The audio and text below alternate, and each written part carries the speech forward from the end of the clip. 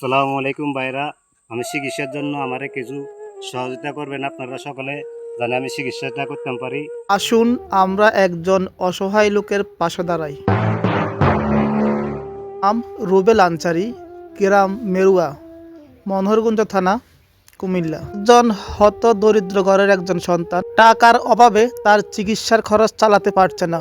তাই আপনাদের কাছে অনুরোধ, আনসারির জন্য আপনারা সাহায্যের হাত বাড়িয়ে দিন। আপনার ঈদের বাজেটের টাকা থেকে কমপক্ষে 100 টাকা তাকে দান করুন। আপনার এই দান বিফলে যাবে না, আর এই দান দুনিয়া ও আখিরাতে সম্বল হয়ে দাঁড়াবে।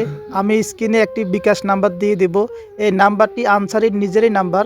আপনারা ওই নাম্বারে যোগাযোগ করে তারপর বিকাশে ওকে টাকা প্রদান করবেন। তার পরিবারে উপার্জন করার মতো কোনো লোক না থাকায় সে রাস্তায় নেমে আসছে আপনাদের সাহায্যের জন্য। আপনাদের থেকে যতটুকু সাহায্য পায় ততটুকু দিয়ে নিজে চলে এবং নিজের ওষুধ খরচ এবং সংসার খরচ চালায়। আসুন আমরা আমাদের সকলের জায়গা থেকে আনসারির পাশে দাঁড়াই।